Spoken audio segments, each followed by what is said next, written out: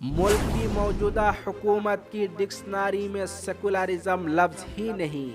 साबिक नायब सदर जमहूरिया का इंटरव्यू। हिंदुस्तान में मुसलमान महफूज नहीं, हामिद अंसारी का यादा। हामिद अंसारी का मोदी सरकार पर फटकार। प्यारे नाज़रीन, अगर आपने हमारे चैनल को अभी तक सब्सक्राइब नहीं किया तो आप हमारे इस चैनल को सब्सक्राइब करने के बाद बेल आइकन को दबाना मत भूलें। दरअसल साबिक सदर जमहूरिया हामिद अंसारी ने कहा कि हिंदुस्तान में मुसलमान महफूज नहीं है। हिंदुस्तानी मुसलमानों की सलामती और सेकुलरिज्म के बशमूल कई मसाइल के बारे में उन्होंने खुलकर तफसीली बातचीत की।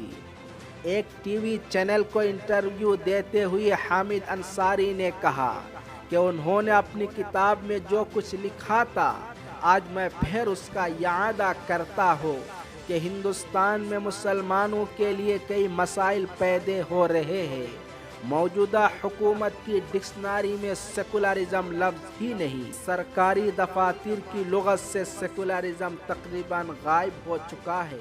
जब उनसे सवाल किया गया कि 2014 से पहले हुकूमत की डिक्शनरी में लफ्ज़ सेकुलरिज्म था या नहीं, उस पर उन्होंने जवाब दिया कि जी हाँ था, लेकिन ये काफ़ी नहीं था। साबिक नायब सदर जमहूरिया ने अपनी मियाद के आखिरी अय्याम के दौरान पेश आए दो वाक़यात पर जवाब देते हुए कहा कि मुल्क के अंदर ऐसे हालात पैदा किए जाए जिससे अक़लियतों का जीना हराम हो जाए। उन्होंने अपनी नई किताब में उस बात की भी निशानदेही की है कि उन्होंने वज़ीर आज़म नरेंद्र मोदी के साथ अपनी बातचीत और राब्ते के बारे में जो कुछ किया है वो काबिल गौर है। उन्होंने हिंदू दहशतगर्दी से मुतालिक पूछे गए सवालात के जवाब में कहा कि मुसलमानों के अंदर अमन सलामती का एहसास फ़रोग़ पा रहा है।